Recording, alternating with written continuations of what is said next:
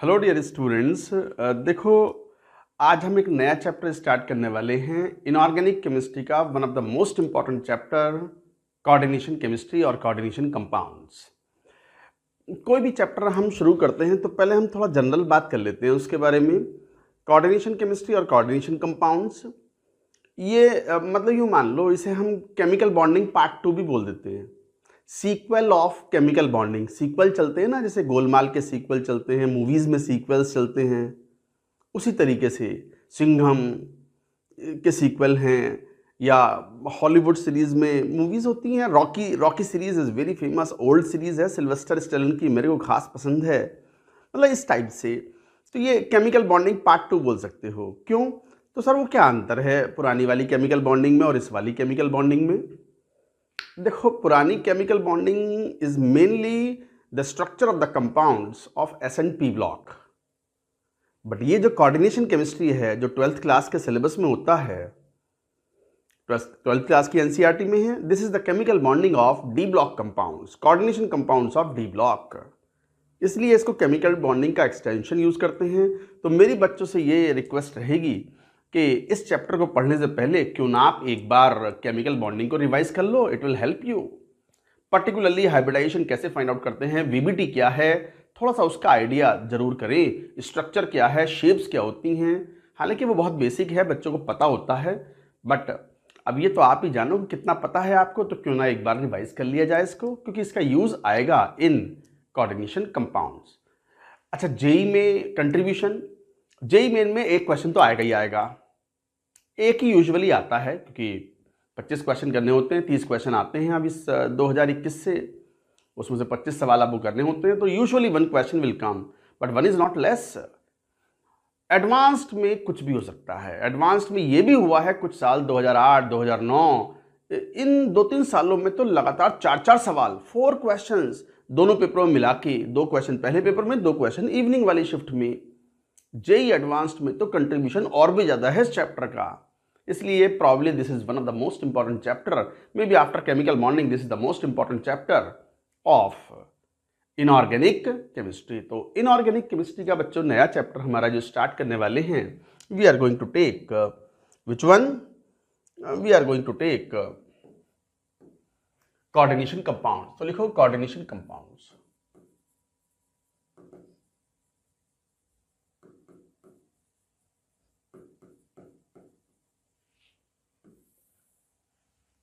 और complex compounds, complex salts भी बोलते हैं इसको, कॉम्प्लेक्स सॉल्ट्स। अब देखो, यहीं पे बात आती है फिर क्लासिफिकेशन ऑफ सॉल्ट्स की। सॉल्ट को क्लासिफाई करने के कई तरीके होते हैं, जैसे क्लासिफिकेशन ऑफ सॉल्ट,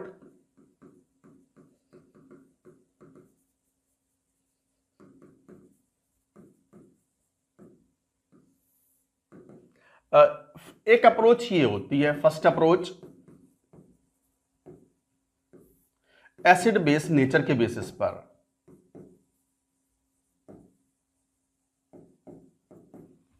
एक अप्रोच तो ये होती है कि सॉल्ट्स जो हैं वो 3 तरीके के हो गए। कौन कौन से 3 तरीके के salt? Acidic salt, basic salt, simple salt, या नॉर्मल सॉल्ट बोल सकते हो। नॉर्मल सॉल्ट मतलब जैसे किसी एसिड किसी बेस के न्यूट्रलाइजेशन से हो, उनमें कोई एसिडिक हाइड्रोजन या एसिडिक या OH माइनस ग्रुप ना हो। जैसे एग्जाम्पल से समझ जाओगे, NaCl, barium chloride, sodium sulphate, potassium nitrate etcetera. ये तो हो गए normal salt. Acidic salt which contain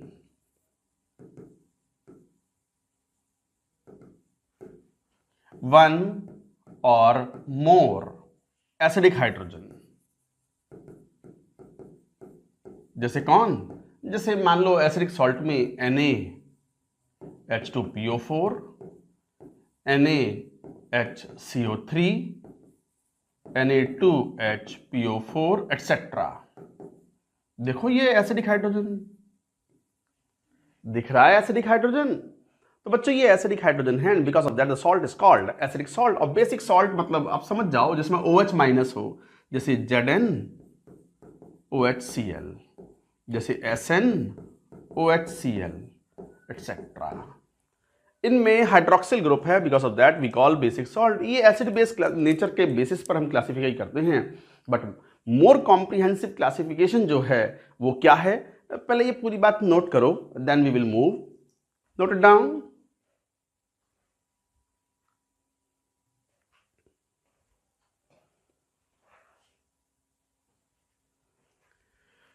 Another classification.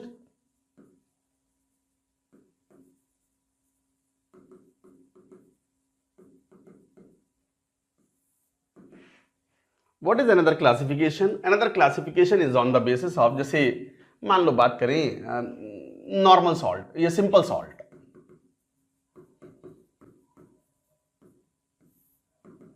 Simple salt का मतलब जिसमें एक ही कैटायन हो और एक ही एनायन हो, विच consists of only one cation and one anion। बस एक ही कैटायन हो और एक ही एनायन हो, तो यही तो होता है। अरे नहीं नहीं, अभी देखना, तो सिंपल सॉल्ट है, जैसे एग्जांपल यही sodium chloride, barium nitrate, potassium bromide, sodium carbonate etcetera. तो बच्चों ये हो गए सिंपल सॉल्ट्स। दूसरे होते हैं मिक्स सॉल्ट।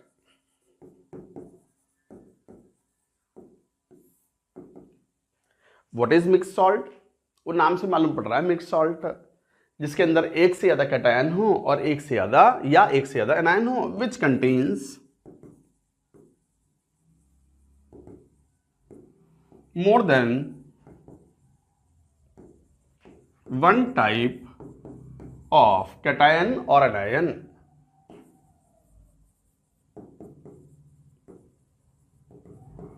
जिसमें एक से ज्यादा कैटायन या एक से ज्यादा टाइप के एनायन हो, तो बच्चों we will call them the mix salt. और जब मिक्स सॉल्ट की बात करते हैं तो जैसे एग्जाम्पल देखें मिक्स सॉल्ट में, जैसे ब्लीचिंग पाउडर, बड़ा फेमस इंपॉर्टेंट कंपाउंड भी है ब्लीचिंग पाउडर। हालांकि पी ब्लॉक में हम इसे डिटेल में पढ़ते हैं, एस ब्लॉक में भी ये डिटेल में था। In fact bleaching powder equivalent concept में भी ये आता है, percentage of available chlorine in the bleaching powder. तो ये सब इंपॉर्टेंट बातें होती है, ब्लीच के पर्पस में काम आता है। खैर ये सब बातें बाद में करेंगे। जिसका फॉर्मूला CaOCl2 होता है।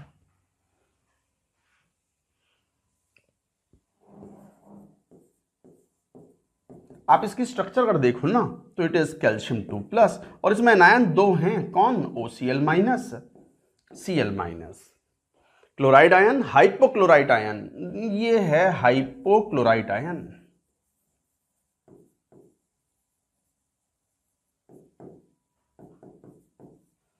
Bleaching action is because of this hypochlorite ion.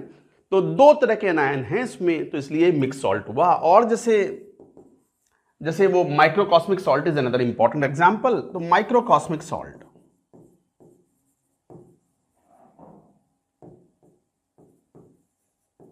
Formula होता है NaNH4HPO4.4H2O। This is the formula. जरा देखना, कैटायन दो हैं इसमें, कौन कौन? Na+ और साथ में कौन? NH4+, और एनायन कौन है? HPO4 2-। आ गए ना दो कैटायन, यहां आ गए ना दो एनायन। एक से ज्यादा कैटायन या एक से ज्यादा एनायन हो तो we simply call the mix salt. Examples भी साथ में याद करना, ये एग्जांपल्स भी इंपॉर्टेंट हैं। देन कम्स इंपॉर्टेंट वन, जिसके ऊपर क्वेश्चन कई बार पूछे भी जाते हैं, and that is double salt. Double salt is important. पहले ये पूरी बात नोट करो।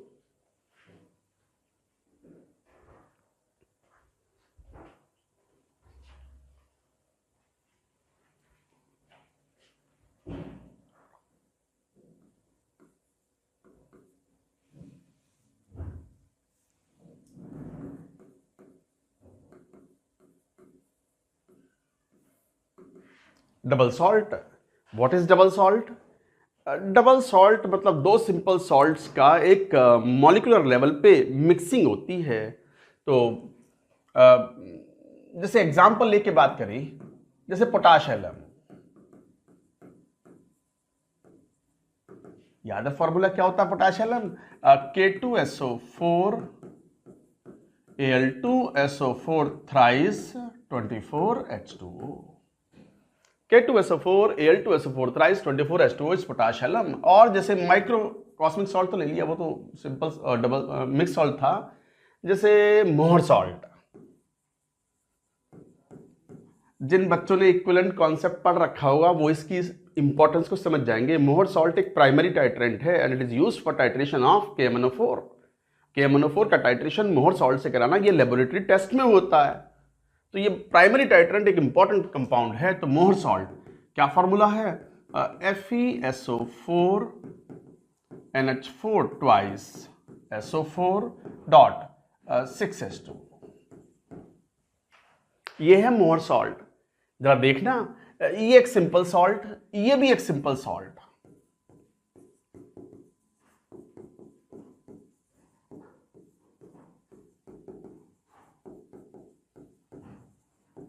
दोनों ही सॉल्ट एक सिंपल सॉल्ट्स हैं। इनफैक्ट ये भी एक सिंपल सॉल्ट है, ये भी एक सिंपल सॉल्ट है। तो दो सिंपल सॉल्ट्स के सॉल्यूशन को मॉलिक्यूलर रेशियोज में या मोलर रेशियो में, प्रॉपर मोलर रेशियो में मिला करके उनके सॉल्यूशंस को अगर इसको हीट करके क्रिस्टलाइजेशन करें तो whatever solid is obtain that is nothing but double salt. तो double salt is obtained when two simple salt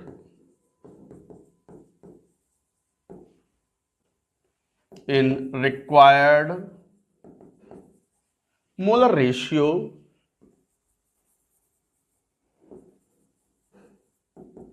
so double salt is obtained when two simple salts in required molar ratio are mixed and evaporated to dryness। तो double salt is obtained when two simple salts in the required molar ratio are mixed and evaporated to dryness. उनके solutions को mix कर दिया, two simple salt solutions.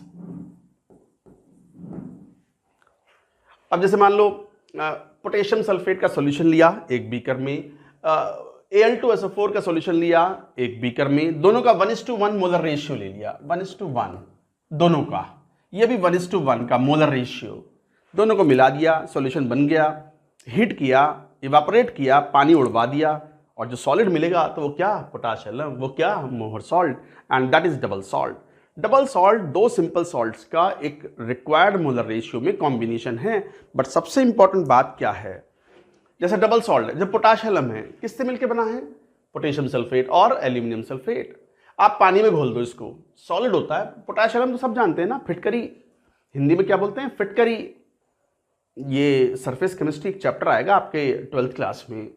Blood एक negatively charge soul है, overall blood is एक negatively charge soul है। और blood में जब क्लॉटिंग, जैसे कोई चोट लग गई हाथ में, पैर में, खेलते खेलते लग जाती है, कुछ कट लग गया किसी कारण से, तो खून निकलने लगता है। तो खून की क्लॉटिंग करने के लिए, उसे कोएगुलेशन बोलते हैं, कोएगुलेशन ऑफ द ब्लड। तो क्लॉटिंग करने के लिए, क्योंकि blood is colloid, ferric chloride solution या potash alum are quite useful. तो ये सब आप पढ़ोगे इन सरफेस केमिस्ट्री, तो वहां भी ये आएगा। तो पोटाश एलम एक दो सिंपल सॉल्ट्स का 1:1 मोलर रेशियो में मिक्स किया हुआ सॉल्यूशन है। ये है फॉर्मूला पोटाश एलम का। खास बात क्या है, पोटाश एलम सॉलिड है रूम कंडीशन पर, सबने देखी भी होगी फिटकरी, घर घर में इस्तेमाल भी होती है। शेविंग के लिए मैं भी इस्तेमाल कर लेता हूँ।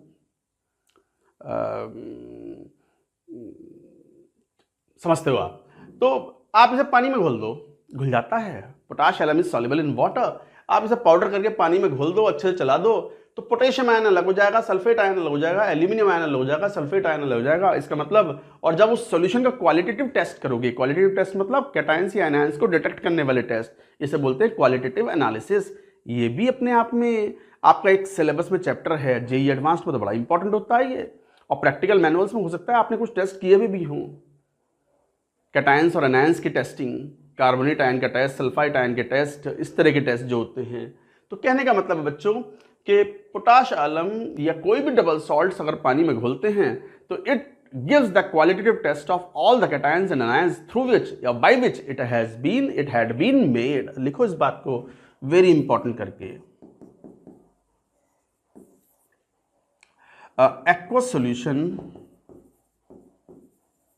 of double salt gives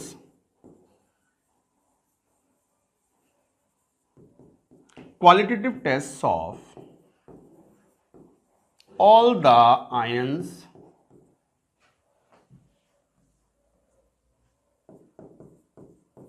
qualitative tests of all the ions by which the salt is made. Salt जिन आयनों से मिलकर बना है, इसका मतलब जैसे example aqueous potassium gives qualitative test of K plus sulfate ion and Al3 plus ions. सबका क्वालिटेटिव टेस्ट देगा. जिन आयनों से मिलकर के सिंपल सॉल्ट से लेकर के हमने डबल सॉल्ट बनाया है, पानी में घोल दो, सारे आयंस टूट के अलग हो जाएंगे and you can do the qualitative testing of individual ions also. ये खास बात है. खास बात क्यों है? क्योंकि अगला आने वाला है हमारा मेन मुद्दा. कौन? कॉम्प्लेक्स सॉल्ट्स या कोऑर्डिनेशन कंपाउंड. कोऑर्डिनेशन कंपाउंड ये वाली प्रॉपर्टी शो नहीं करते. नोट करें पूरी बात. चलिए बात करेंगे अब कॉम्प्लेक्स सॉल्ट्स और कोऑर्डिनेशन कंपाउंड्स. तो फोर्थ टाइप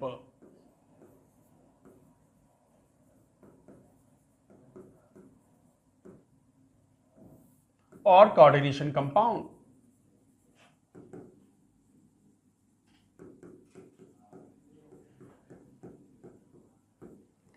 कॉम्प्लेक्स सॉल्ट और कोऑर्डिनेशन कंपाउंड की अगर बात करते हैं तो जैसे हमने कहा यहां पर ये वो कंपाउंड होते हैं, पहले डेफिनेशन लिख लो. It consist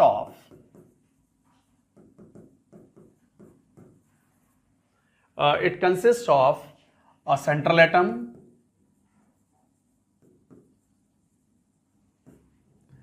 preferably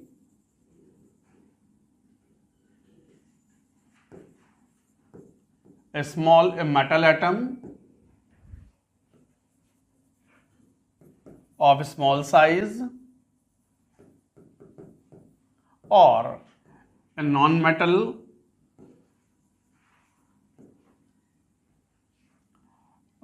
having low electronegativity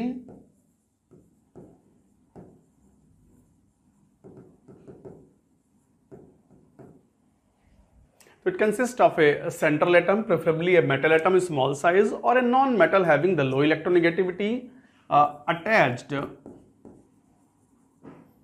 with some species called ligands in a definite geometry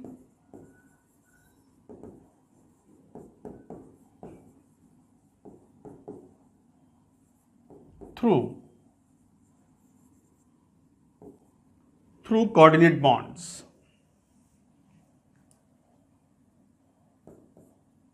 Definite geometry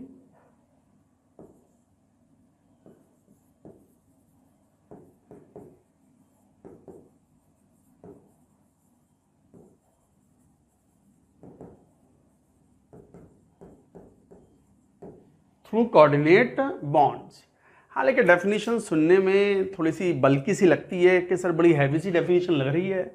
कुछ नहीं, बड़ा आसान है ये.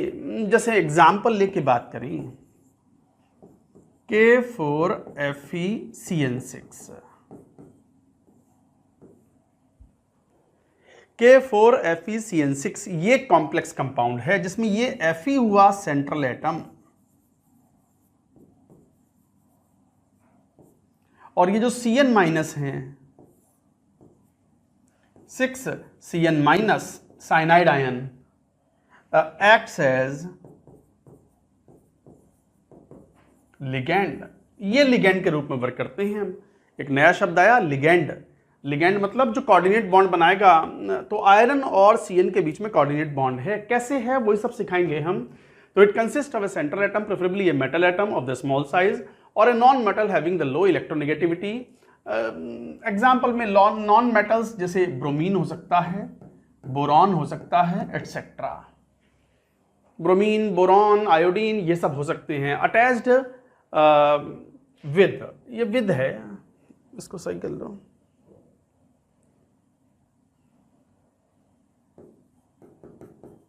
Attached with some species called ligands in a definite geometry through coordinate bonds. तो coordinate bonds हैं जैसे iron के बीच में, हालांकि पोटेशियम का भी एक रोल है यहाँ पर, बताएंगे ये क्या। नेक्स्ट स्क्रीन में चलते हैं। जैसे ये कहा था ना हमने, जैसे ये एनसीईआरटी में बड़ा अच्छा एग्जांपल दिया हुआ है कि कॉपर सल्फेट एक्वस में अगर अमोनिया गैस पास करवा दो तो एक कॉम्प्लेक्स कंपाउंड इस तरह का बनता है, CuNH3,4SO4। ये एक एक्वस कंपाउंड बन जाता है and this is complex compound.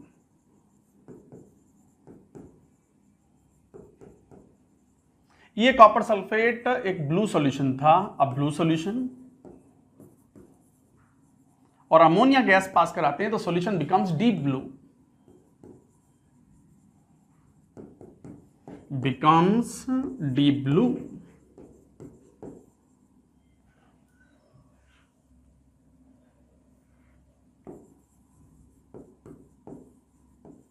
तो बच्चों देखो सॉल्यूशन जो है वो डीप ब्लू हो गया। कॉपर सल्फेट के सॉल्यूशन में अमोनिया गैस पास कराते हैं तो you get the complex compound CuNH3,4 और SO4, ये डीप ब्लू सॉल्यूशन हो गया।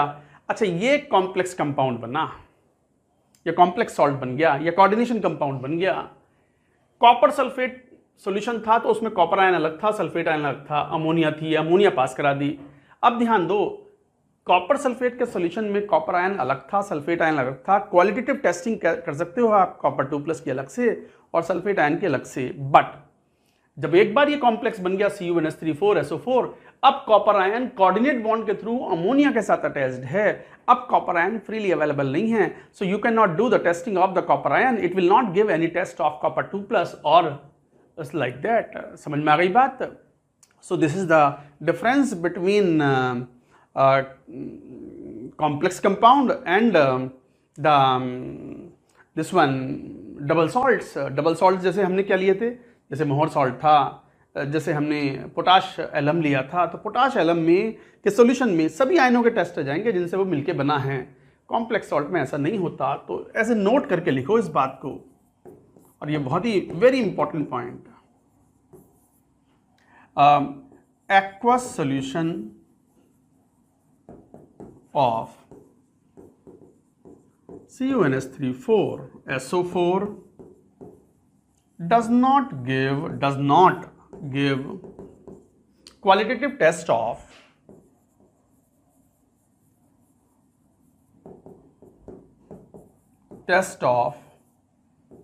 copper 2+, डज नहीं देता वो 2+, unlike double salts which give qualitative tests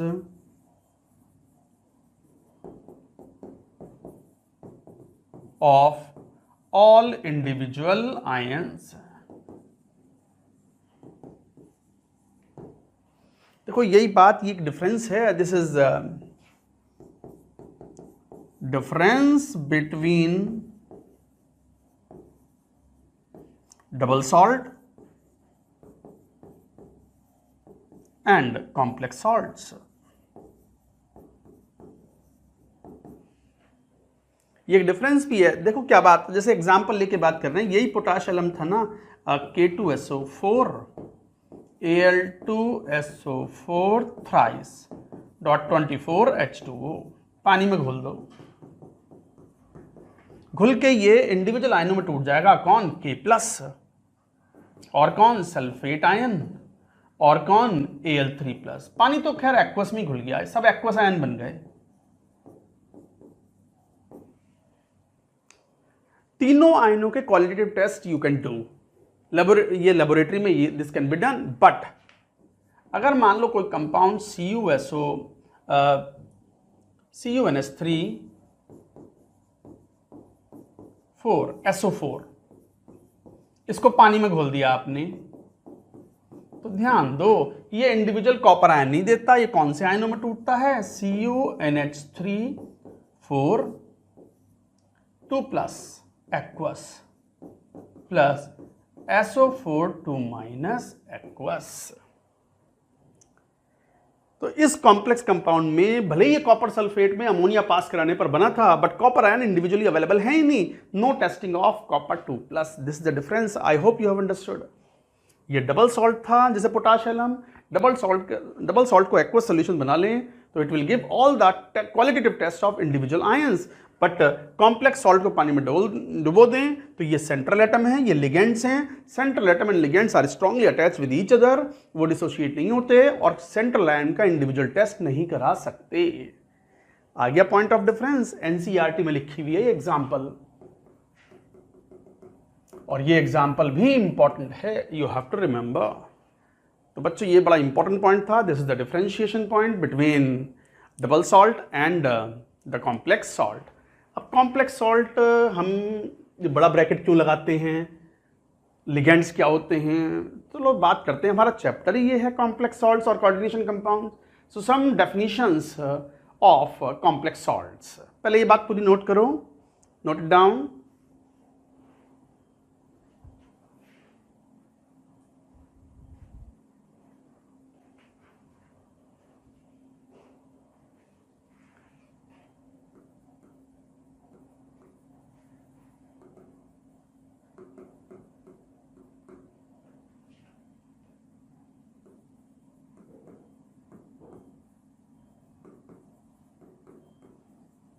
और कोऑर्डिनेशन कंपाउंड्स, जैसे एग्जांपल लिया था हमने, मान लो जैसे K4 FeCN6, ये इस तरीके से, ये आयरन कौन है, सेंट्रल एटम, Cn माइनस कौन है, तो ये 6 Cn माइनस कौन है, लिगेंड्स, और ये पूरा का पूरा सेंट्रल एटम एंड लिगेंड्स जो हैं वो कोऑर्डिनेशन स्फीयर के अंदर रखे जाते हैं। तो ये जो है, इसको एक काम करिए, थोड़ा सा ऐसे हटा दो, कोई कलर दूसरा लेता हूं,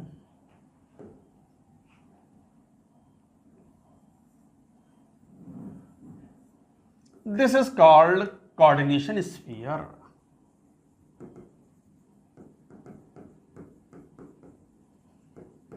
अच्छा लग रहा है, कोऑर्डिनेशन स्फीयर।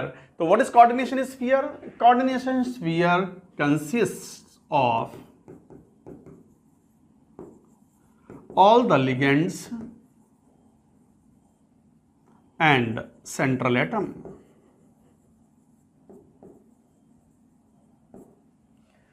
तो coordination sphere consist of all the ligands and central atom.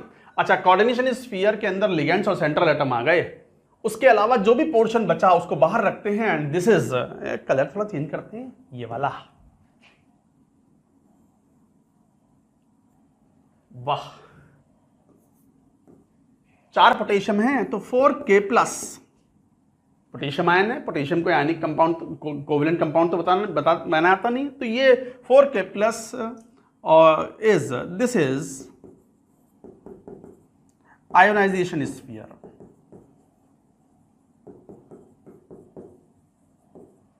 और काउंटर आयंस और फ्री आयंस, ये काउंटर आयंस कहलाते हैं या फ्री आयंस कहलाते हैं, या आयोनाइजेशन स्फीयर आता है। ऑफ कोर्स जो काउंटर आयंस हैं वो कोऑर्डिनेशन स्फीयर जो होता है उसके साथ कौन सी बॉन्डिंग से अटैच्ड होंगे, आयनिक बॉन्डिंग से। Counter ions are attached with coordination sphere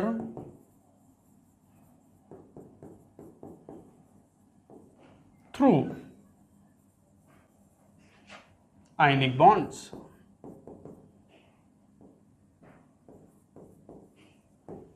ionic bond से अटैच्ड होता है। So what is the kind of interaction between the, जब भी तो नाम है इसका आयोनाइजेशन स्फीयर। पानी में डुबोगे तो ये आयनों में टूट जाएगा, मतलब जैसे इस सॉल्ट को पानी में डुबो दो आप तो 4K+ मिल जाएंगे एक्वस, और साथ में आपको कॉम्प्लेक्स एनायन मिल जाएगा FeCN6 4- एक्वस। समझ गए बात को? ये अलग बात थी, ये अलग था।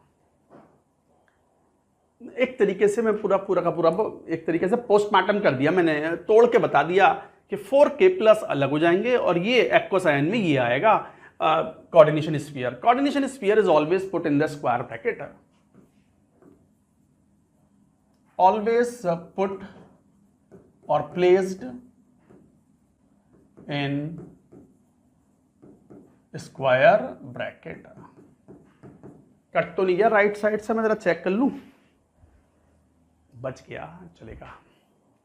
तो बच्चों ये हुआ आयोनाइजेशन स्फीयर, ये हुआ सेंट्रल एटम, ये हो गए 6Cn-। लिगेंड्स हो गए। लिगेंड्स क्या होते हैं, सेंट्रल एटम क्या होते हैं, all that we are going to learn here. Counter ions मैंने बता ही दिए, कोऑर्डिनेशन स्फीयर बता ही दिया। चलो बात करते हैं, let us talk about central atom. तो ये पूरी बात नोट करो, पहले note it down.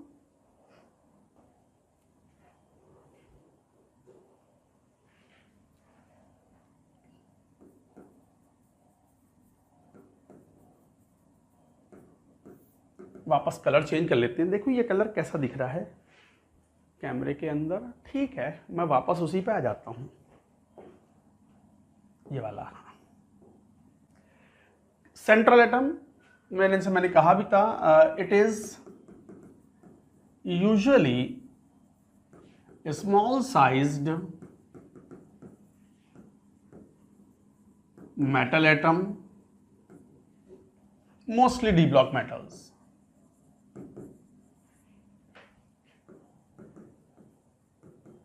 and p block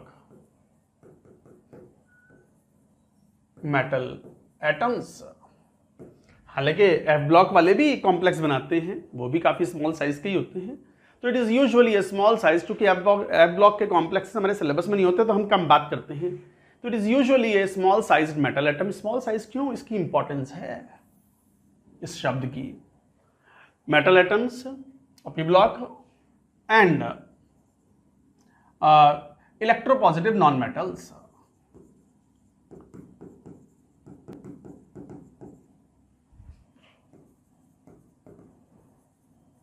Non-metals like boron, bromine, iodine, etc. ये सब भी वर्क कर सकते हैं in the form of central atom. Actually central atom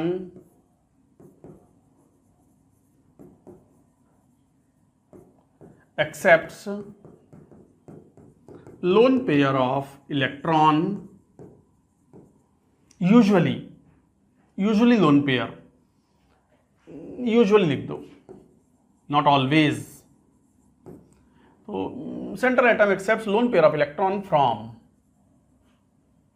ligands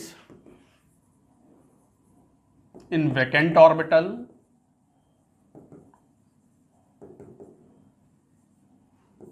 forming coordinate bond। Therefore, central atom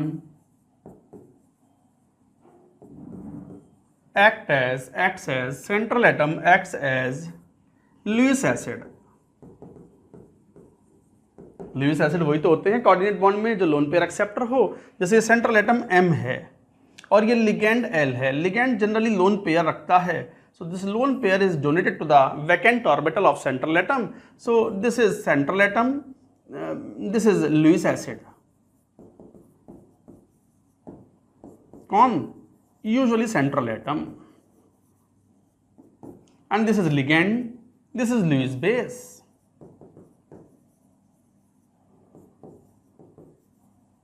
Ligand, and this is coordinate bond।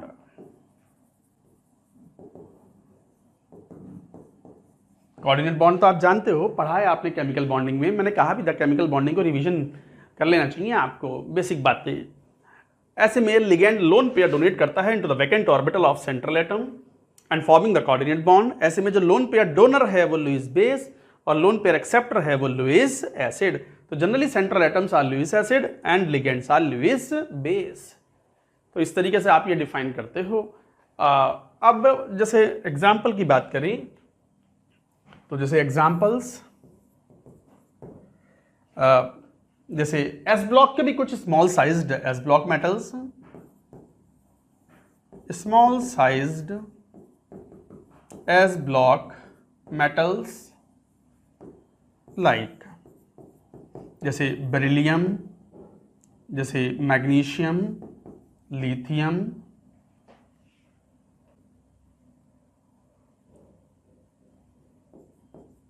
Etcetera. ये बड़ी आसानी से, हालांकि कैल्शियम भी लिगैंड की तरह बिहेव कर सकता है, सेंट्रल एटम की तरह बिहेव कर सकता है, बट कैल्शियम का साइज बड़ा हो जाता है तो उसके चॉइसेस थोड़ी कम बचती हैं। यूजुअली छोटा साइज का, छोटा साइज क्यों? मेटल का साइज अगर छोटा होगा, सेंट्रल एटम का साइज होगा छोटा होगा, तो जो ओवरलैपिंग का जो बॉन्ड बनेगा, बॉन्ड का साइज भी छोटा होगा और जितना छोटा बॉन्ड होगा bond will be stronger.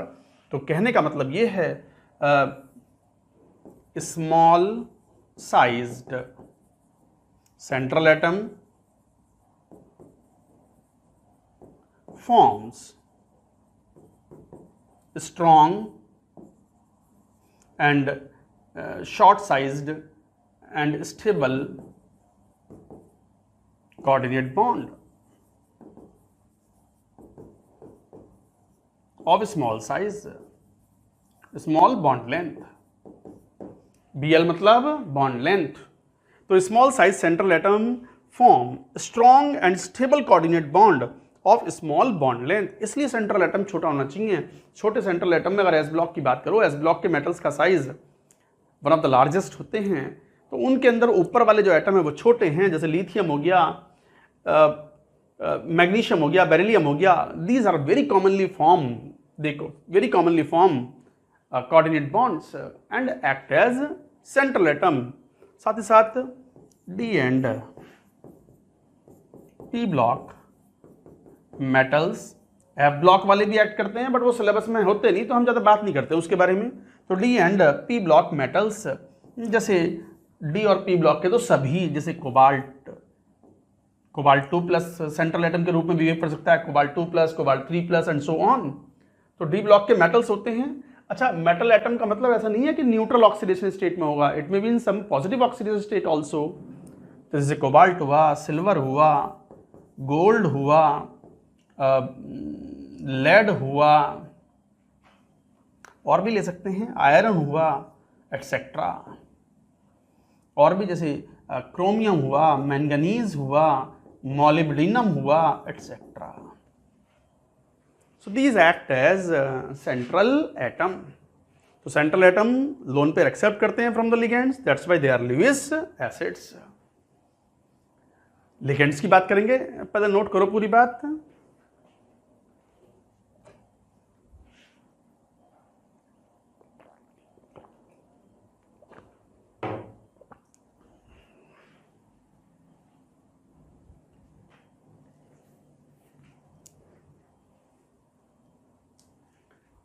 Ligands,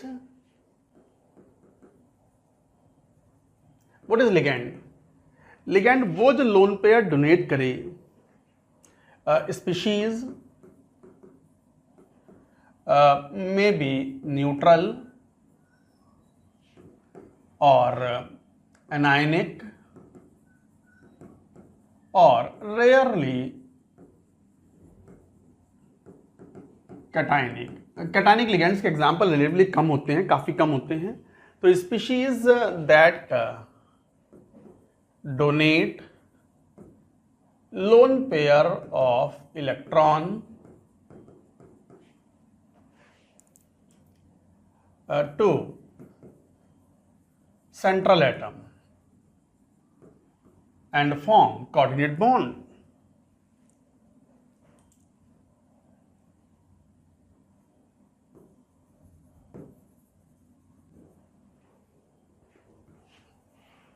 and form coordinate bond.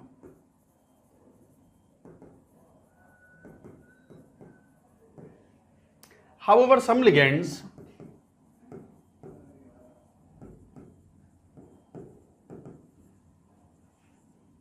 donate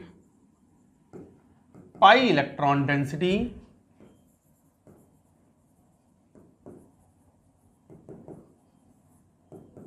to central atom.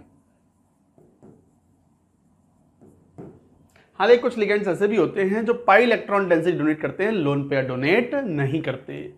तो एग्जाम्पल ऑफ लिगेंड्स, एग्जाम्पल जैसे X माइनस, कौन? Chloride, bromide, fluoride, iodide type के, OH माइनस, वाटर, और जैसे example ammonia, NH2 minus, amide ion, ये सब ligands ही तो हैं। फॉस्फीन, पिरिडीन, PY मतलब पिरिडीन, पिरिडीन मतलब ऐसा होता है कंपाउंड। C5H5N, इस टाइप से। तो ये सब लिगेंड्स ही तो हैं। They usually act as ligand.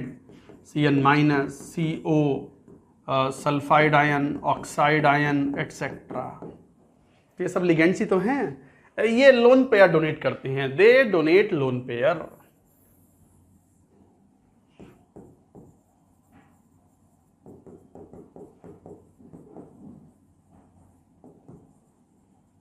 हालांकि कुछ स्पेशल लिगेंड्स भी होते हैं। स्पेशल लिगेंड्स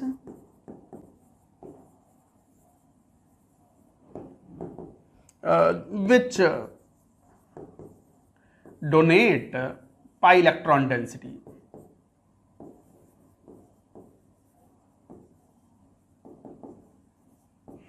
कुछ लिगेंड्स ऐसे भी होते हैं जो पाई इलेक्ट्रॉन डेंसिटी डोनेट करते हैं सेंट्रल एटम को, जैसे कौन? एथिलीन, जैसे कौन? जैसे benzene,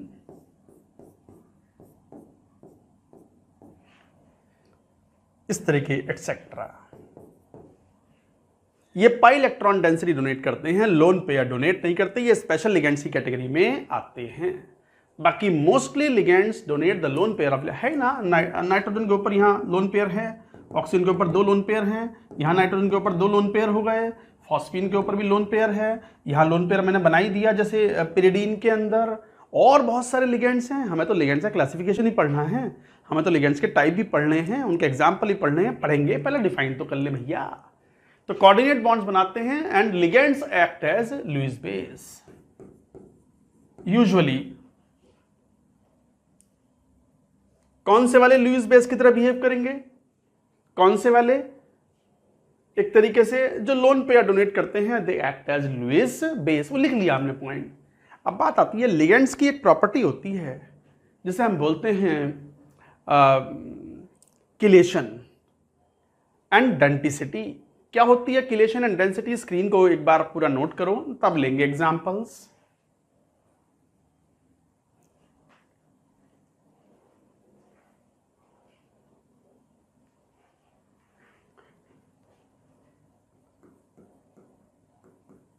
density and chelation.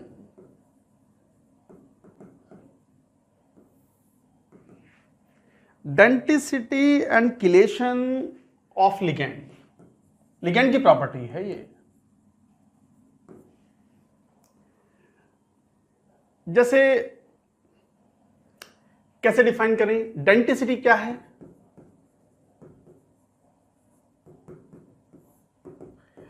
It is the number of sigma coordinate bonds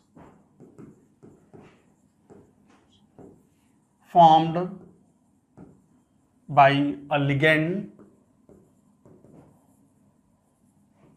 with same central atom.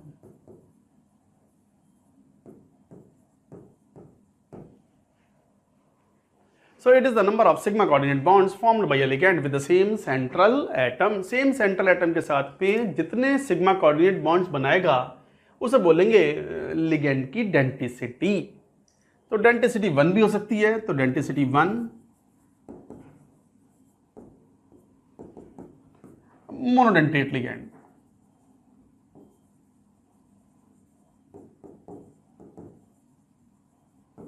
ऐसे ही अगर डेंटिसिटी 2 है तो बोलेंगे बाइडेंटेट और डाइडेंटेट लिगेंड। लिगेंड की प्रॉपर्टी है ये। ऐसी अगर डेंसिटी फॉर एग्जांपल अगर 6 है, नहीं बीच में 3 भी हो सकती है, 4 भी हो सकती है, 5 भी हो सकती है, 6 भी हो सकती है, 6 से ज़्यादा भी होती है, 8 भी होती है, तो 6 वाले को बोलेंगे हेक्साडेंटेट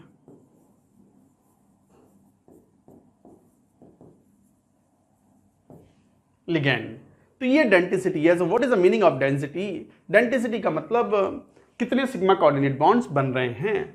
यहीं पे एक टर्म आता है जैसे डेंटिसिटी 2, मतलब क्या, मतलब जैसे एग्जांपल देखो, इन एक लिगेंड है, बाइडेंटेट लिगेंड।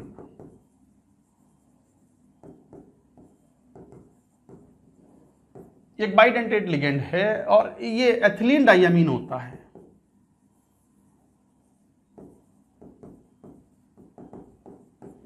एथिलीन डाइअमीन कुछ ऐसा, जैसे ये सेंट्रल एटम है, होता तो ये ऐसा है, देखो CH2 CH2 NH2 NH2, और ये दोनों नाइट्रोजन जो हैं इनके ऊपर लोन पेयर हैं, NH2 CH2 CH2 NH2। Why ethylene diamine? ये एथिलीन ग्रुप ही तो है। देखो बच्चों, ये एथिलीन ग्रुप ही तो है। CH2 CH2 क्या हो गया? Ethylene group. एथिलीन ग्रुप और डाइअमीन 2 एमिनो ग्रुप हैं, NH2 एक, NH2 एक और। ये बाइडेंटेट लिगेंड है। इसमें 2 नाइट्रोजन जो हैं ये लोन पेयर डोनेट कर सकते हैं to the central atom, same central atom like this. अब ये कोई लीनियर थोड़ी है, मैंने ऐसे सीधा लिख दिया तो ऐसा थोड़ी लीनियर है। नाइट्रोजन भी sp3 है, कार्बन भी sp3 है, ये कार्बन भी sp3 है, नाइट्रोजन भी sp3 है, सभी sp3 हाइब्रिडाइज्ड है, तो कोई लीनियर तो होंगे नहीं। ये तो एक प्रॉपर ओरिएंटेशन होगा and they are oriented like this. ये M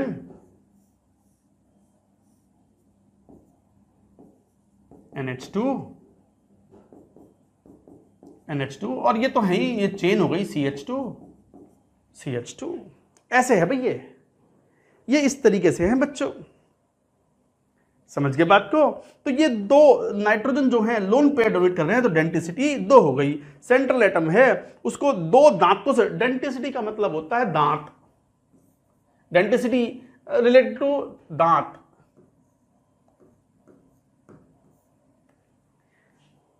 डेंटिस्ट होते हैं ना, वहीं से शब्द आया है डेंटिसिटी, दांत, टीथ। डेंटिसिटी बाइडेंटेट मतलब 2 दांतों से पकड़ लिया सेंट्रल एटम को ऐसे करके, मतलब 2 ये एक दांत ये, एक दांत ये अगर सेंट्रल एटम पकड़ लिया, ये सेंट्रल एटम बीच में, यहां ये पकड़ लिया मैंने 2 दांतों से। 3 दांतों से पकड़ लिया, 3, देखो ये 3 आ गए सिमेट्रिकली। 4 से पकड़ लिया, 4 से आ गए, 5 से आ गया, 5 से पकड़ रखा सेंट्रल एटम को जोर से, तो डेंटिसिटी 5 आया समझ में? समझा करो। मतलब एक ही लिगेंड अगर 2 सिग्मा कोऑर्डिनेट बॉन्ड्स बना ले सेम सेंट्रल एटम से, देन बाइडेंटेट। 6 बना ले तो हेक्साडेंटेट, और एक ही बनाए तो मोनोडेंटेट या मोनोडेंटेट लिगेंड। अगली बात समझ में? मैं एग्जांपल लूंगा। अब यहीं पे एक टर्म और आया था, chelation. Chelation means the ring formed. तो what is chelation?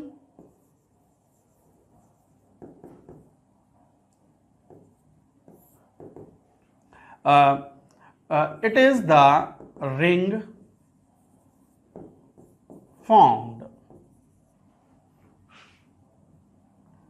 with the central atom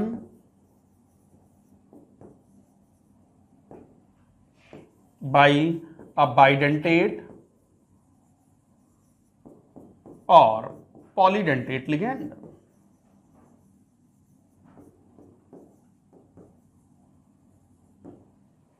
तो it is a ring formed with central atom by a bidentate और ए पॉलीडेंटेट लिगैंड। तो बाइडेंटेट और पॉलीडेंटेट लिगैंड सेंटर एटम के साथ एक ring बनाता है, that is called, and this phenomena is called chelation. तो it is ring formed, ring को तो हम बोलते हैं chelating ring, ring is called chelating ring.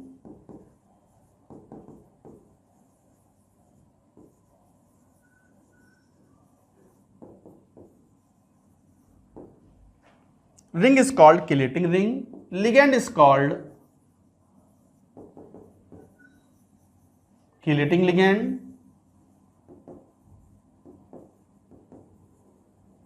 And phenomena is called chelation.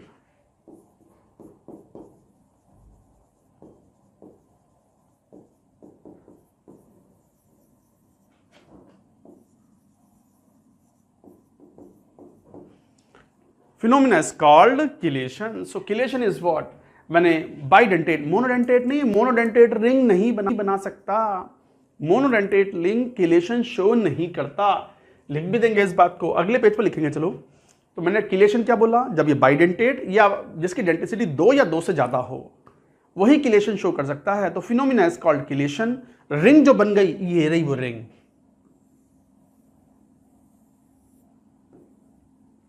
कितने मेंबर की रिंग है? 1 2 3 4 5, 5 बॉन्ड हैं, 5 मेंबर रिंग।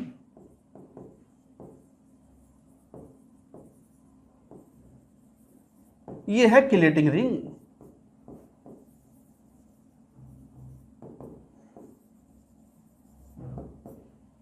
कट तो ना गया? मैं तेरा चेक कर लूं, जस्ट बच गया। 5 मेंबर्ड रिंग, हाँ ठीक है। तो this is 5 membered chelating ring is formed. तो बाइडेंटेट लिगेंड कम से कम होना जरूरी है। ट्राइडेंटेट, टेट्राडेंटेट सब किलेटिंग रिंग्स बनाएंगे, मोनोडेंटेट किलेटिंग रिंग नहीं बनाएगा। रिंग को कहेंगे किलेटिंग रिंग, लिगेंड कहलाएगा किलेटिंग लिगेंड, चिलेटिंग भी बोल देते हैं कई बार, up to you. And phenomena is called chelation. So chelation is the property of ligand, denticity is the property of ligand. Note करो पूरी बात को।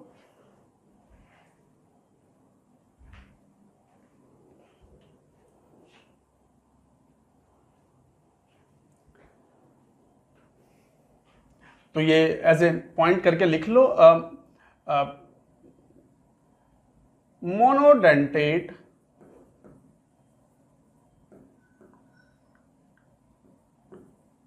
ligand cannot show chelation। chelation show नहीं कर सकता। And this point is very important. हालांकि इसको explain करेंगे थोड़ा अलग से बाद में। chelation provides additional stability to a complex। Chelation provides additional stability to a complex। Chelation की वजह से एक एक्स्ट्रा स्टेबिलिटी आती है and this is called chelate effect. थोड़ा बाद में पढ़ेंगे इसको। किलेट इफेक्ट और एंट्रोपिक इफेक्ट,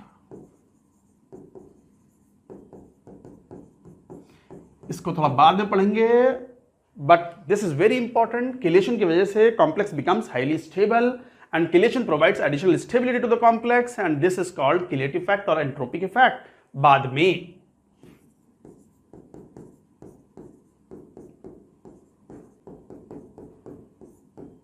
में पढ़ेंगे इसी चैप्टर के अंदर। Later we will study this at the end of the chapter when we talk about the stability of the complexes after CFT, crystal field theory. मुझे पता है कब पढ़ाना है, आप तो बस नोट करते चलो। तो ये सब पॉइंट्स हैं। अब हमने देखा कि लिगेंड्स की प्रॉपर्टी हो गई किलेशन की। तो मोनोडेंटेट लिगेंड किलेट कॉम्प्लेक्स नहीं बना सकता। किलेशन का मतलब रिंग बनना विद द सेंट्रल एटम। अब बात आती है, लिगेंड्स तो बहुत सारे टाइप के हो सकते हैं। Monodentate ligand, bidentate ligand, terdentate या tridentate ligand, tetradentate ligand, pentadentate ligand, hexadentate ligand, और भी डेंटिसिटी हो सकती हैं। बट हमें कुछ अपने काम के, देखो हम 12वीं में तो हैं, हमें JEE मेन और JEE एडवांस्ड तो लिखना है, ओलंपियाड लिखने हैं। तो उसके लिए जितना सिलेबस में है उतना ही पढ़ना पड़ेगा, वरना कोऑर्डिनेशन केमिस्ट्री तो लोग MSc में भी पढ़ते हैं, PhD करते हैं, बहुत जना क्या क्या ना। We have to confine to our syllabus और उसके अंदर हमें एकदम परफेक्ट बनना है, टॉप क्लास के। हमसे कोई भी क्वेश्चन आ जाए तो सॉल्व कर लें। बड़ा इंटरेस्टिंग चैप्टर है ये। मैंने कहा भी था this is chemical bonding part 2, it is as important as chemical bonding. हालांकि केमिकल बॉन्डिंग से ज़्यादा सुधरा हुआ चैप्टर है ये, थोड़ा एक ही लाइन में चलता है। केमिकल बॉन्डिंग में तो एक्सेप्शन ये वो थोड़े ज़्यादा आते हैं, यहाँ भी बीच बीच में आएंगे। अब इनऑर्गेनिक है तो एक्सेप्शन तो आएंगे ही बच्चों, आसान है ये। Got it? तो इस तरीके से हम कहते हैं। अब बात करेंगे एग्जाम्पल्स ऑफ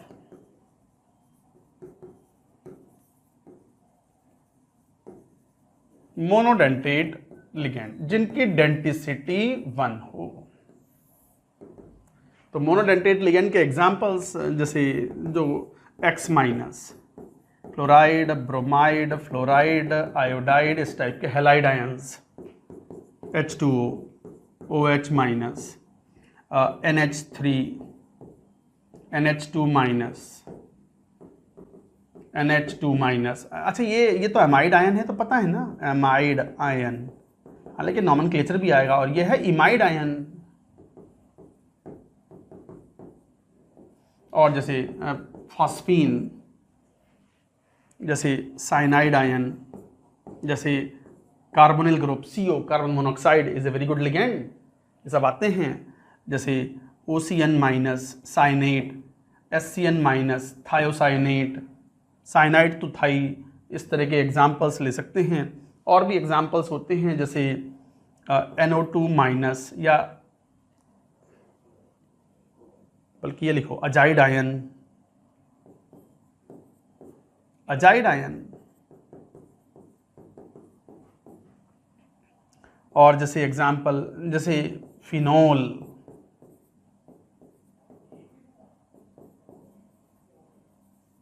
जैसे पिरिडीन PY, मैंने बताया भी था, pyridine C5H5N। These are the examples of PY symbol है पिरिडीन का, समझ गया? ये कॉमा था, कभी माइनस साइन समझ जाओ।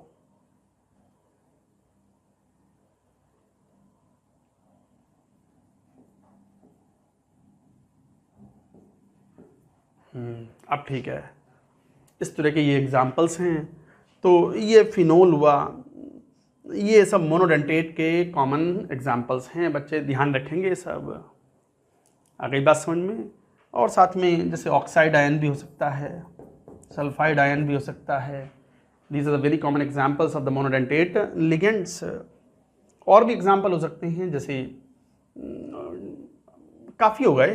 These are the common examples of the monodentate ligands.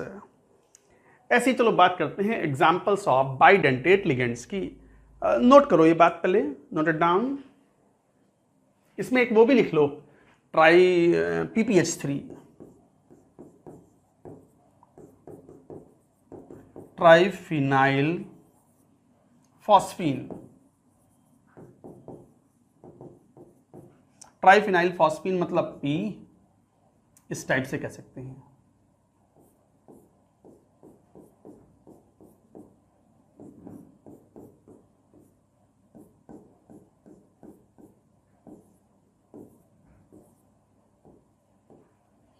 Loan pair है फास्फोरस पर, triphenyl phosphine, this is also acting as a monodentate ligand. और भी जैसे NF3 या NCl3 या PF3 is also a common example. These are the common examples of monodentate ligands. Note करो, और भी हो सकते हैं, मैंने कुछ एग्जाम्पल्स ले लिए यहां पर।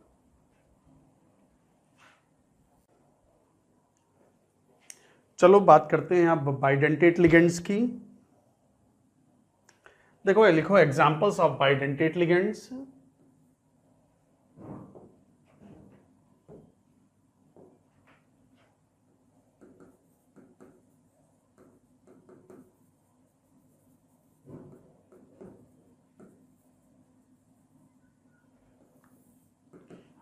बाइडेंटेट लिगेंड्स जैसे दो कोऑर्डिनेट बॉन्ड बना सके एक ligand with the same central atom. जैसे बहुत common example oxalate ion, oxalate ox 2 minus, oxalate या ऑक्स 2 माइनस, सिंबल है इसका ox 2 minus, oxalate ion, formula तो आप जानते ही हो, C2O4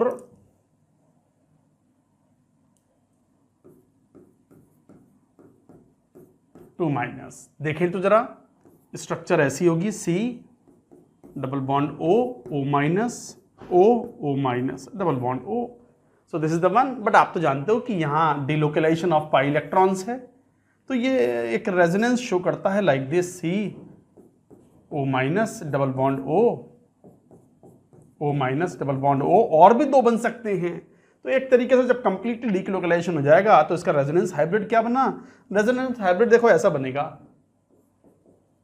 C, ये C और ये O, ये O, ये O, ये O, और ये इस तरीके से है, इस टाइप से। And these 2 oxygen are donor atoms, these 2 oxygen atoms are donor atoms. तो ये था ऑक्सिलेटो, जो रेजोनेंस हाइब्रिड है RH, और ये दोनों कौन थे, these are resonating structures. Resonating structures, resonating structures तो आप जानते हो हाइपोथेटिकल हैं, तो ये रेजोनेंस हाइब्रिड है which donates the lone pair of electron and both the donors are oxygen atoms. So 2O are donor atoms. Note करते जाओ। तो this is a symmetrical bidentate ligand, anionic ligand, ये भी 2 तरीके के हो सकते हैं। तो this is symmetrical,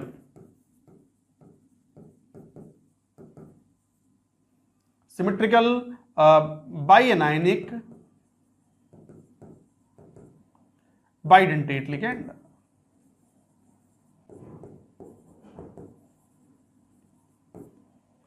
symmetrical bi anionic, bi anionic मतलब how much charge is there, 2 negative charge, तो नेगेटिव चार्ज इस पर प्रेजेंट है, और जैसा कि ये बताया, so M is the central atom here and this is the delocalization of the pi electron and this resonance hybrid donates the lone pair of electron और electron density to the central atom. और देखो जैसे example in, मैंने कहा भी था ये बड़ा इंपॉर्टेंट है, ethylene diamine, NH2 CH2 CH2 NH2, और ये दोनों नाइट्रोजन लोन पेयर डोनेट करते हैं to the central atom, ethylene diamine.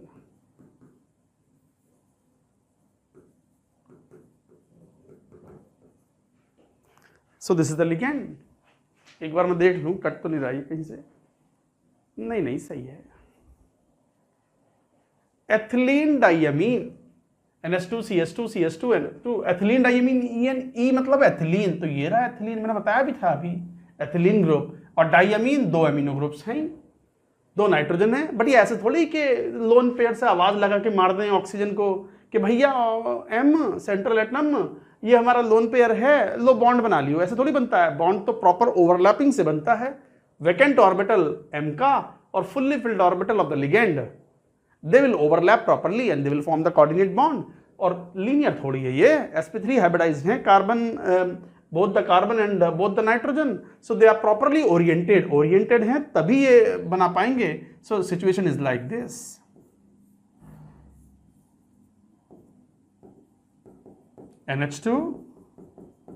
NH2 बाकी ये चेन आ गई, carbon chain in between, so chelating ring is formed, 5 membered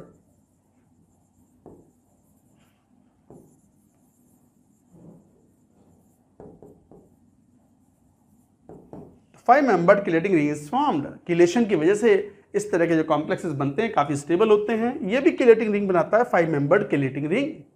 तो in is an important one, ethylene diamine. इसी के कुछ और डेरिवेटिव्स भी होते हैं, एक होता है PN, प्रोपिलीन डाइअमीन, वो भी बाइडेंटेट है, ये भी symmetrical bidentate ligand.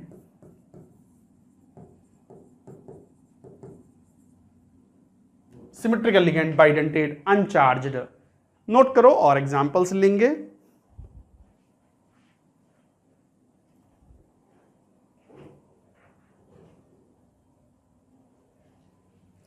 Another example could be PN, propylene diamine, propylene diamine PN। देखो ये स्ट्रक्चर ऐसी होती है CH3 CH CH2 NH2 NH2। तो देखो ये दोनों नाइट्रोजन हैं which are donor atoms to the central atom, M stands for central atom. तो ये दोनों अमीनो ग्रुप जो हैं वो लोन पेयर डोनेट करते हैं, ऑफ कोर्स अनसिमेट्रिकल। कभी कभी ये भी क्वेश्चन आ जाता है कि which of the following are symmetrical या unsymmetrical bidentate ligands.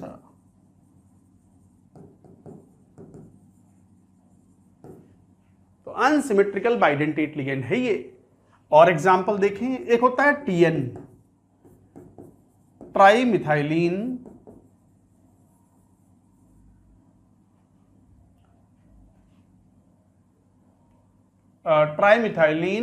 डाइअमीन।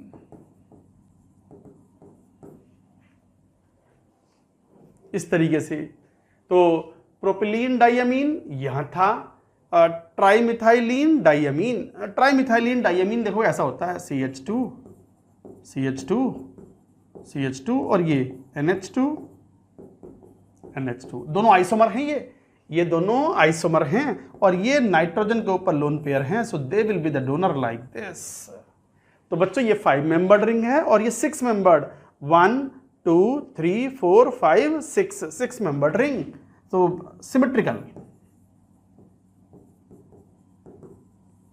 symmetrical bidentate ligand, and this is a 6-membered ring.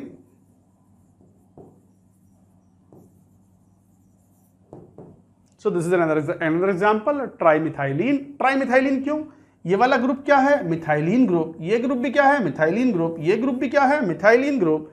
ट्राइमिथाइलिन डाइअमीन, इसलिए बोलते हैं TN। याद रखेंगे ये सब। और एग्जाम्पल न्यूट्रल लिगेंड्स हैं, ये सब बाइडेंटेट के एग्जाम्पल्स चल रहे हैं अभी। तो PN हो गया, TN हो गया, urea also acts as a bidentate ligand. क्या? NH2 CO NH2। तो 2 नाइट्रोजन ये रहे and both act as donor atom. So this is urea, another example. और एक glycinate ion, Gly-। Glycinate ion नाम से मालूम पड़ रहा है कि ये अमीनो एसिड है, ग्लाइसिन उसका डेरिवेटिव है। ग्लाइसिन क्या होता है? NH2 CH2 COOH, ये है ग्लाइसिन अमीनो एसिड। इसमें से एक H+ रिमूव करा दिया आपने, तब लिगेंड बनता है ग्लाइसिनेट आयन, Gly-। इसका सिंबल तो क्या है? और Gly। ये तो Gly है, वो Gly- हो गया। छोड़ो इसको, हम कॉमनली तो यही इस्तेमाल करते हैं, इसको कंफ्यूज नहीं हूं। तो क्या बन गया? NH2 CH2 COO-, ये एक डोनर, ये एक donor, and both will donate the electron density to the और lone pair of electron to the central atom. तो 1 nitrogen and 1 O are donor. एक नाइट्रोजन एक ऑक्सीजन डोनर एटम्स हैं and they will act as ligand. तो क्या है ये? Anionic ligand है, unsymmetrical anionic ligand.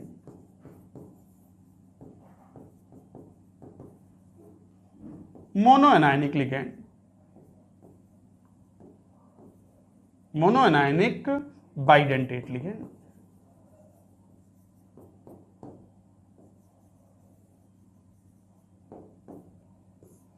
Unsymmetrical mononionic bidentate ligand, glycinate ion Gly-।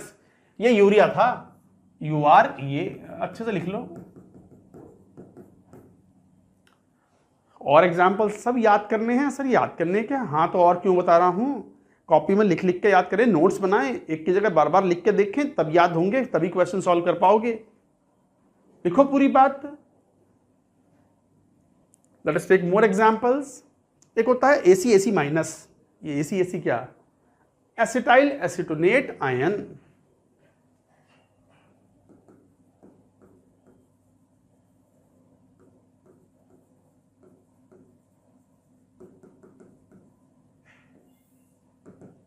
AC minus, ये सिंबल है इसका। सिमेट्रिकल एंड मोनोआयनिक, ये भी सिमेट्रिकल है, ये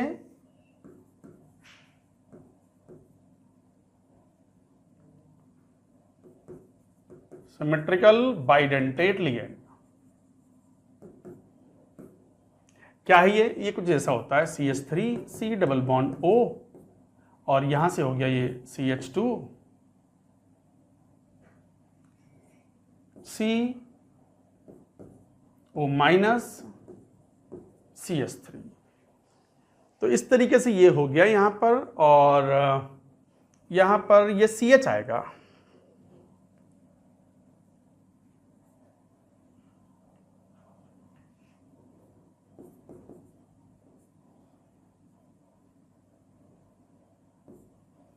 This is the structure, but there is a delocalization of the pi electrons. यहाँ का पेयर ऑफ इलेक्ट्रॉन यहाँ शिफ्ट हो जाए, ये इलेक्ट्रॉन डेंसिटी यहाँ शिफ्ट हो जाए, ये इलेक्ट्रॉन डेंसिटी यहाँ शिफ्ट हो जाए, तो इसकी एक रेजोनेटिंग स्ट्रक्चर ये भी बन सकती है, CH3 CO माइनस, और ये double bond CH C double bond O CH3। ये है एसिटाइल एसीटोनेट आयन। एसिटाइल एसीटोनेट आयन, ये थे रेजोनेटिंग स्ट्रक्चर। इसका रेजोनेंस हाइब्रिड क्या बनेगा, वो ऐसा बन जाएगा CH3 CO CH CO CH3, और वो पाई इलेक्ट्रॉन डेंसिटी पूरे में डिलोकेट हो जाएगी, and they will donate the electron density like this. So both the oxygen will be donor atoms for donating the electron density to central atom, and resonance hybrid will donate. Actual compound के अंदर जो resonance hybrid होता है, that acts as a resonating structure तो exist भी नहीं करती, non existent होती है रेजोनेटिंग स्ट्रक्चर्स। ऑर्गेनिक केमिस्ट्री वाले पढ़ाते हैं, और हम भी पढ़ा चुके हैं इस बात को 11th क्लास में केमिकल बॉन्डिंग में, थर्मोकेमिस्ट्री में भी इसका यूज आया था। तो क्या बात कह रहे हैं यहां पर, रेजोनेंस हाइब्रिड के जो दोनों ऑक्सीजन हैं both are donor and it is a symmetrical bidentate ligand. क्यों? क्योंकि चार्ज इज यूनिफॉर्मली डिस्ट्रीब्यूटेड। तो symmetrical bidentate monoanionic ligand. Monoanionic क्यों? एक नेगेटिव चार्ज है इस पर। और एग्जांपल्स अगर देखें तो जैसे मान लो डाइपिरिडाइल और बाइपिरिडाइल, डीपी और बीपी, वो सिंबल ही है। डाइपिरिडाइल और बाइपिरिडाइल, पिरिडीन, दो पिरिडीन को अटैच किया हुआ होता है, डीपी बीपी। कैसा डीपी कैसा बीपी, ऐसा वाला देखो,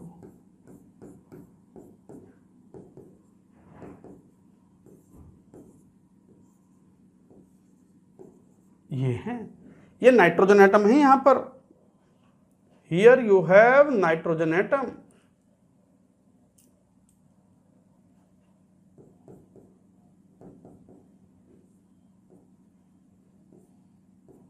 इस टाइप से। तो both the nitrogen atoms are donor atoms to the central atom, and this is dipyridyl. दो पिरिडीन को कनेक्ट किया हुआ है कार्बन एटम्स के थ्रू। Another example is जैसे ऑर्थोफ्रेंथ्रोलीन,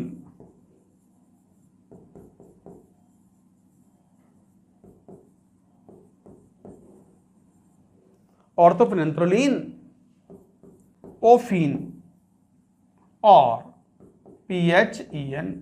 ऑर्थोफ्रेंथ्रोलीन कैसा होता है? ऐसा होता है, देखो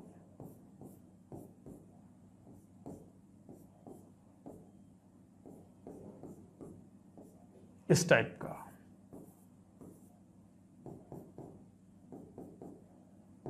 ये दो नाइट्रोजन हैं which act as donor atoms to the from the ligands. तो दोनों नाइट्रोजन एटम सेंट्रल एटम को इलेक्ट्रॉन डेंसिटी डोनेट करते हैं।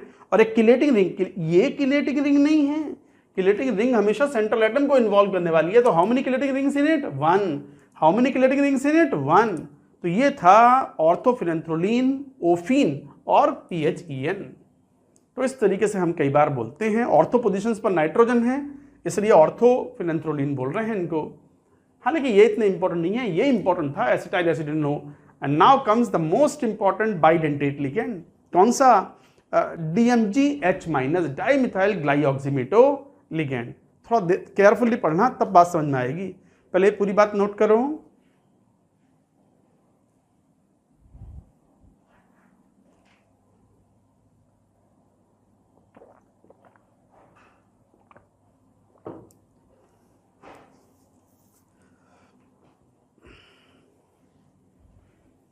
नेक्स्ट इज वेरी इंपॉर्टेंट करके लिख लो,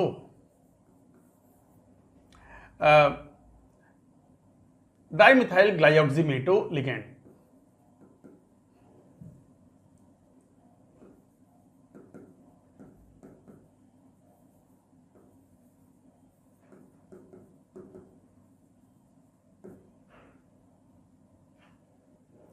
ग्लाइऑक्सीमेट करो इसको, डाइमिथाइल ग्लाइऑक्सीमेट DMGH माइनस, और DMG भी बोल देते हैं इसको, DMGH माइनस और DMG। ये एक लिगेंड है। क्या है ये? पहले थोड़ा समझ लें। बाइडेंटेट लिगेंड है, जैसे CH3 C double bond O side double bond O। ये क्या है? ग्लाइऑक्सल का डेरिवेटिव है, dimethyl ग्लाइऑक्सल।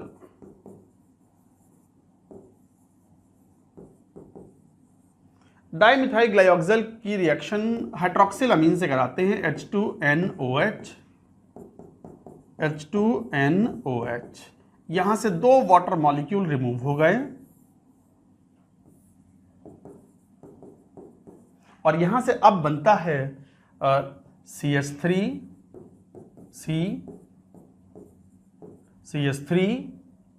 Double bond N OH double bond N OH। इसे बोलते हैं डाइमिथाइल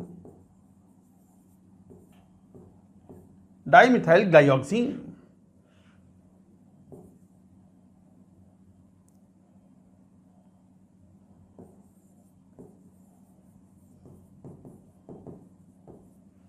डाइमिथाइल ग्लाइऑक्सीन DMGH2, ये कहलाता है DMGH2 डाइमिथाइल ग्लाइऑक्सीन। और ये कौन था? हाइड्रोक्सिल अमीन।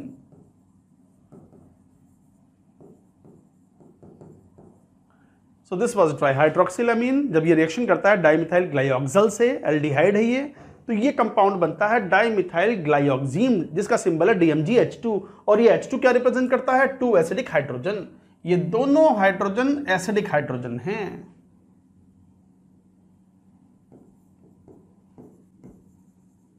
Acidic hydrogen, right. ये DMGH2 है। मेन लिगेंड तो ये होता है, क्या करते हैं, इसमें से एक H+ रिमूव हो गया, 1 H+ is removed and then the ligand is formed. Monoanionic what? C double bond N O minus C CH3 double bond N OH।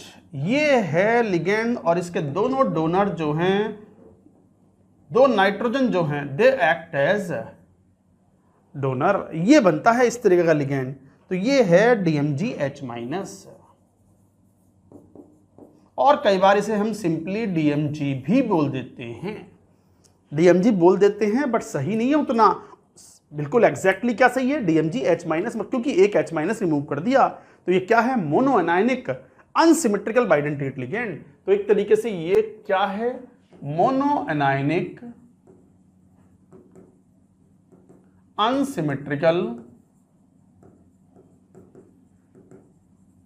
Bidentate ligand. ये है ये monoanionic unsymmetrical bidentate ligand dimethyl glyoximate ion. तो glyoximate ion में एक H+ remove कर दिया आपने acidic hydrogen, एक ही H बचा हुआ है। जब भी बोल रहे हैं इसको DMGH माइनस, या कई बार DMG बोलते हैं। तो ये है बच्चों, और ये बड़ा इंपॉर्टेंट स्ट्रक्चर भी है। Both the atoms are both nitrogen, both N are donor atoms. अब कई बार बच्चे पूछते हैं कि सर ये नाइट्रोजन ही क्यों डोनर है, इन ऑक्सीजन के पास भी तो लोन पेयर है, इस ऑक्सीजन के पास 3 लोन पेयर हैं, इस ऑक्सीजन के पास भी 2 लोन पेयर हैं, ये बना लें? नहीं। कौन डोनर की तरह बिहेव करेगा, ये तो बहुत सारे फैक्टर्स पर डिपेंड करता है कि भाई किलेटिंग रिंग कितने मेंबर की बन रही है, प्रॉपर ओरिएंटेशन कौन से एटम्स का है, तो वो सब इंपॉर्टेंट चीजें हैं। वैसे in general nitrogen is a better lone pair donor than oxygen. In fact electronegativity जितनी कम होती है, लोन पेयर डोनेट करने की टेंडेंसी ज़्यादा होती है। इलेक्ट्रोनेगेटिविटी जितनी कम होगी, tendency to donate lone pair ज़्यादा होगी। On that basis nitrogen is a better donor than oxygen, oxygen is a better donor than fluorine. Decreasing tendency to lose or donate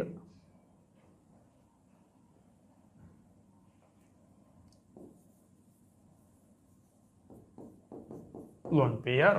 एक बार चेक कर लो, कटा तो नहीं है लोन पेयर लास्ट वाला? नहीं, अच्छी खासी जगह है।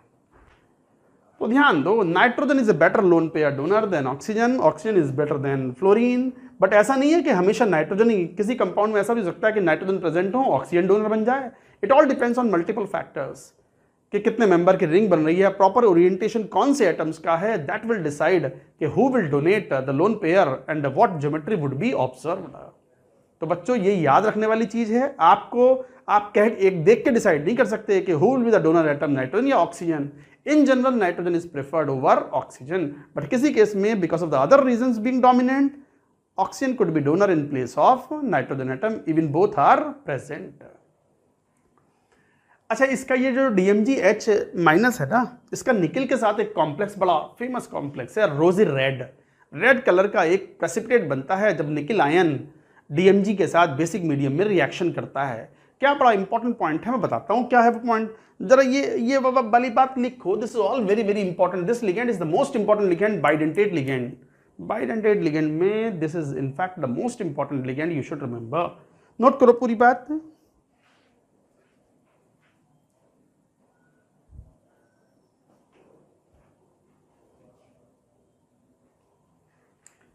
जैसे मैं क्या बोल रहा था, हाँ, ये होता है कि Ni2+ एक्वस जब रिएक्शन करता है DMgH2 के साथ dimethyl glyoxine in the basic medium in presence of ammonium hydroxide. यार ये क्या हो जाता है बीच बीच में,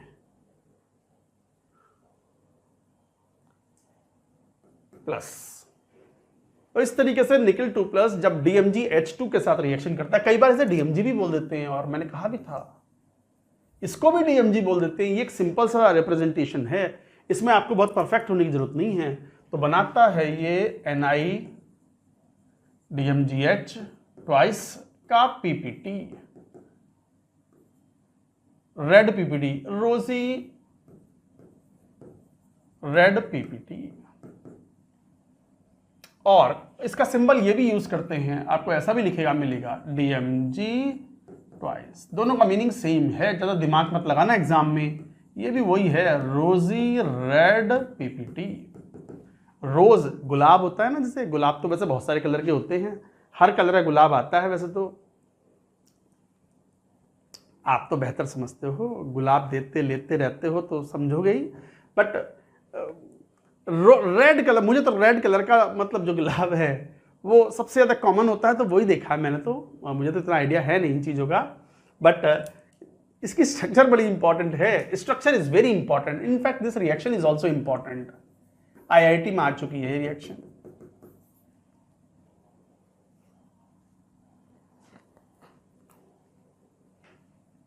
क्या स्ट्रक्चर, देखो इस तरीके से,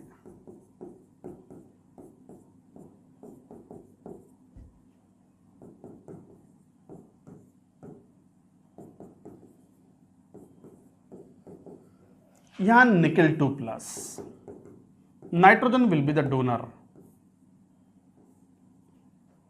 ऐसे ही यहां नाइट्रोजन आ जाएगा, यहां नाइट्रोजन आ जाएगा, और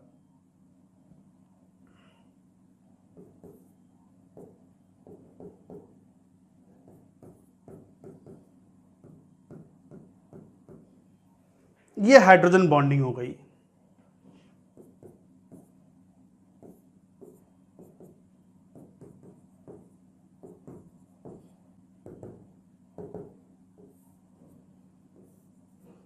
ये स्ट्रक्चर बनती है।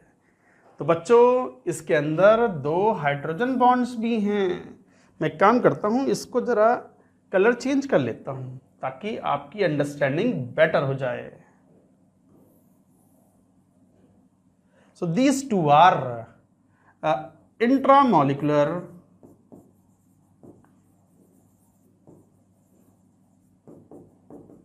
H bonds, 2 intramolecular H bonds पर मॉलिक्यूल। तो एक मॉलिक्यूल में 2 इंटरमॉलिक्यूलर नहीं, विद इन द मॉलिक्यूल है, तो 2 इंट्रामॉलिक्यूलर हाइड्रोजन बॉन्ड्स प्रेजेंट हैं in this molecule. And actually in this NM, जिसमें निकल का जो हाइब्रिडाइजेशन है DsP2 है, and square planar structure about निकल 2+। ये बड़े इंपॉर्टेंट पॉइंट हैं। DsP2 हाइब्रिडाइजेशन होता है निकल 2+ का। सर ये कैसे आया? नहीं, अभी पढ़ाया ही कहाँ है। बॉन्डिंग थ्योरीज तो बाद में आएंगी। इस चैप्टर के मेनली 3 पार्ट हैं। First basic definitions and IUPAC nomenclature. IUPAC nomenclature आएगा, बेसिक डेफिनेशन चल रही हैं। Second, bonding theories in the coordination compound, and the third one, the last one, isomerism in coordination compounds। तो bonding theories तो आनी बाकी हैं, वहाँ बताएंगे कि क्यों निकल 2+ का हाइब्रिडेशन DsP2 है, and this is square planar about this। In fact, square planar structure तो हमने 11th क्लास में और DsP2 हाइब्रिडेशन पढ़ा भी नहीं है। तो ये इन्फॉर्मेशन एडिशनल है, नहीं समझ में आ रहा हो तो भी लिख के छोड़ दो, आएगा, पढ़ाएंगे, हम बात करेंगे इसके बारे में। तो ये है structure, and this structure is very important.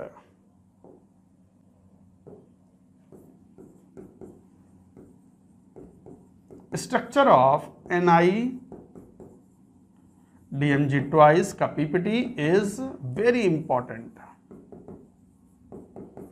तो ये स्ट्रक्चर बहुत इंपॉर्टेंट है बच्चों, सबको याद रहना चाहिए।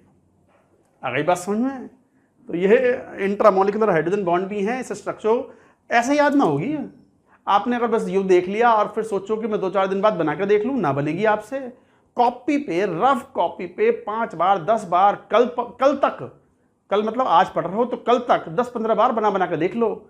कहीं बाहर बैठे हैं, इधर उधर पढ़ रहे हैं, कुछ मैथ्स भी पढ़ रहे हैं, तो अचानक से कॉपी में चलो NiDMG H2 की स्ट्रक्चर बना के देखें, तब फीलिंग आएगी कि who are the donor atom.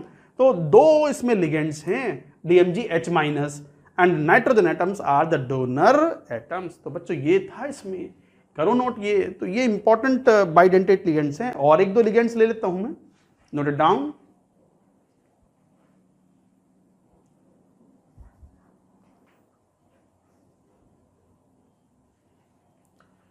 जैसे और ये ले लो, मान लो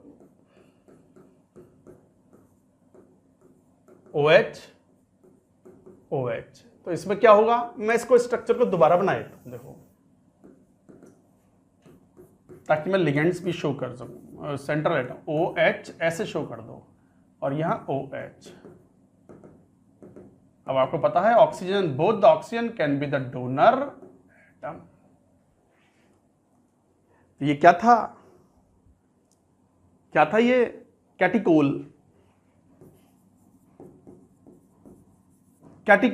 ऑर्थो पोजीशंस पर हैं दोनों OH। ये बाइडेंटेट लिगेंड है, acts as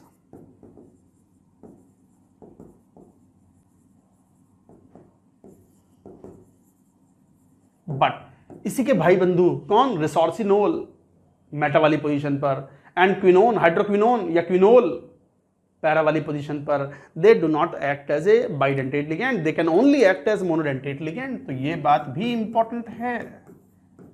OH OH OH OH do not act as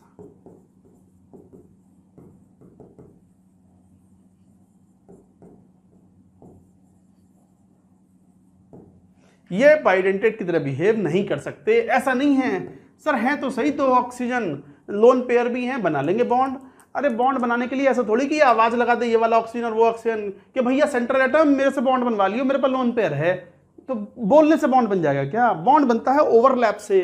तो ये दोनों ऑक्सीजन काफी दूर हैं, they are far apart and these oxygen can not approach towards the orbitals of the central atom and can not form the bonds.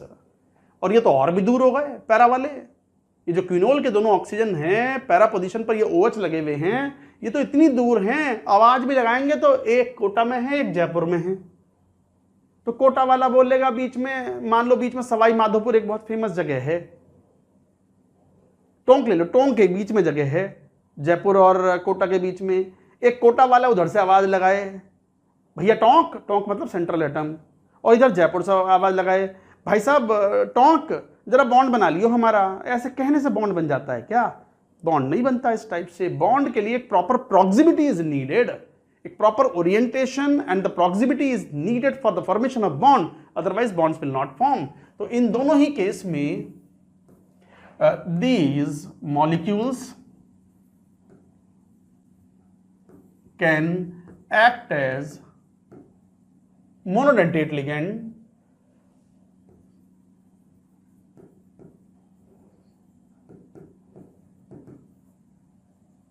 but not the bidentate ligand.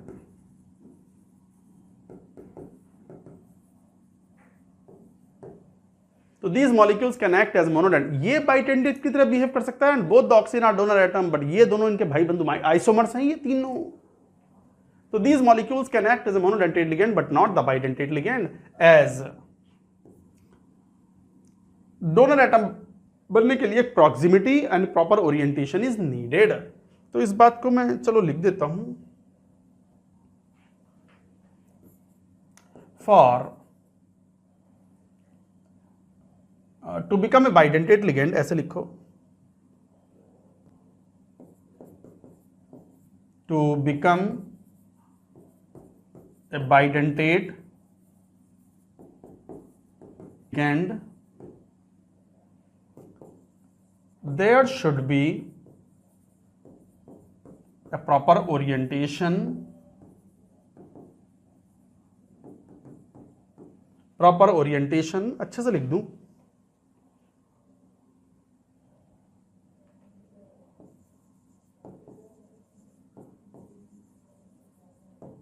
and proximity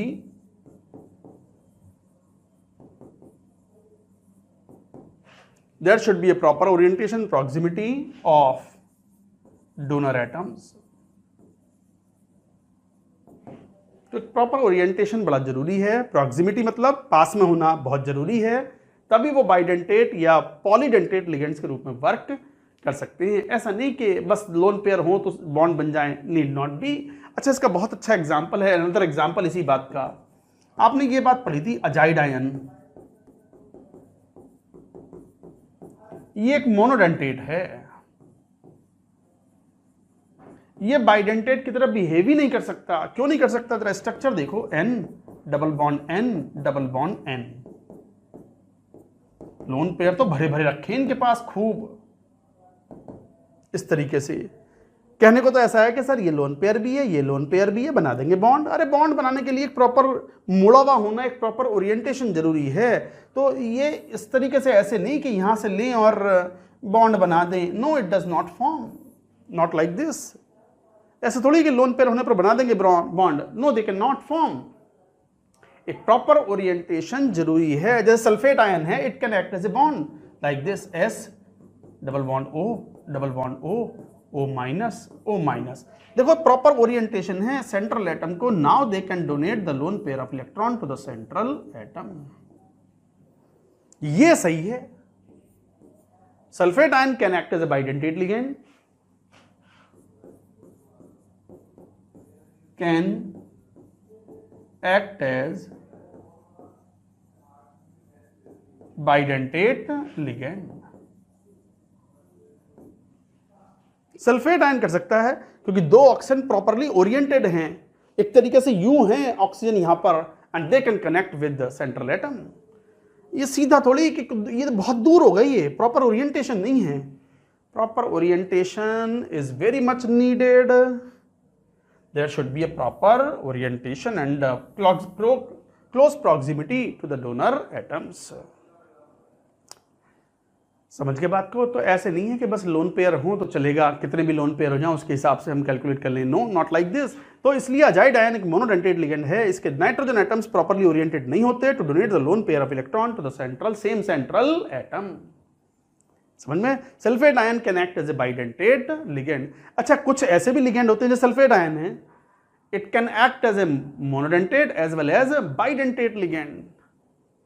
ऐसे को बोलते हैं हम फ्लैक्सीडेंटेट ligand. चलो शब्द आया तो लिख ही लें, पहले पूरी बात नोट करो। मैं पानी पी लूं जरा।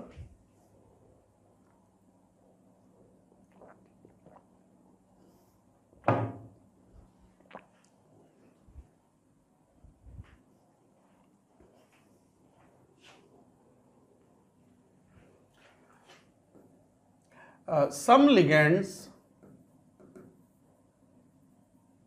for example, जैसे sulphate ion, thiosulphate ion,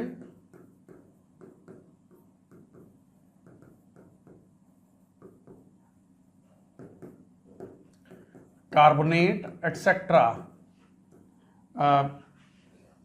show can act as monodentate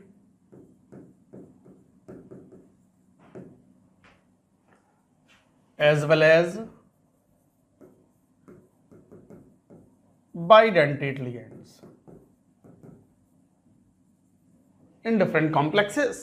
तो ये मोनोडेंटेट और बाइडेंटेट दोनों की तरह बिहेव कर सकते हैं, are called फ्लैक्सीडेंटेट ligand.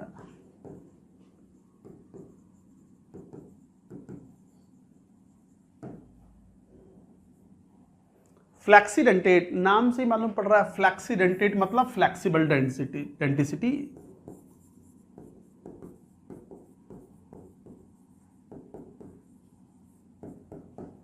Flexible denticity, जैसे सल्फेट आयन है, स्ट्रक्चर इज लाइक दिस। ये तो हो गया मोनोडेंटेट।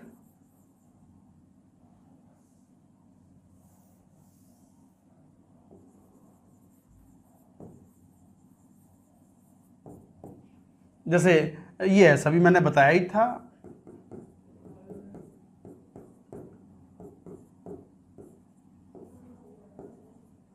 ये हो गया bidentate.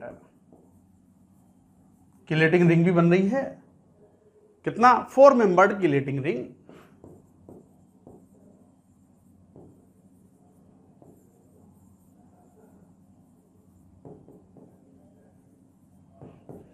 Four membered chelating ring is formed. तो इस तरीके से ये मोनोडेंटेट और बाइडेंटेट दोनों की तरह बिहेव कर सकता है।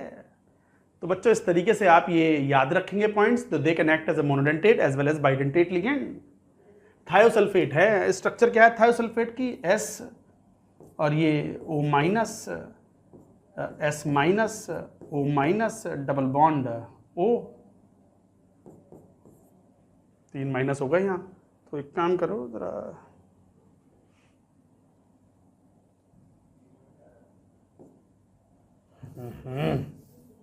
दोबारा बना देते हैं।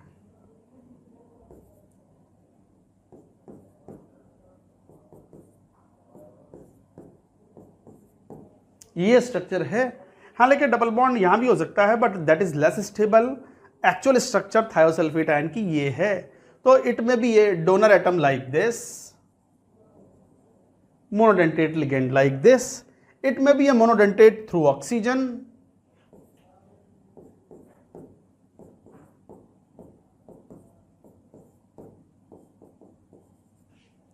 It may be one donor through sulfur, one donor through oxygen.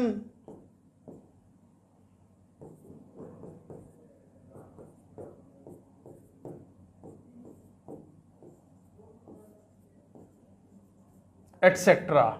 It may be through both the oxygens also, वो भी पॉसिबल है, एटसेट्रा। यहाँ खत्म नहीं हुए, और भी हैं। तो ये सब क्या हैं? यहाँ सल्फर डोनर है, मोनोडेंटेट, ये भी मोनोडेंटेट, और ये क्या हो गया? बाइडेंटेट। ये दोनों क्या थे? मोनोडेंटेट।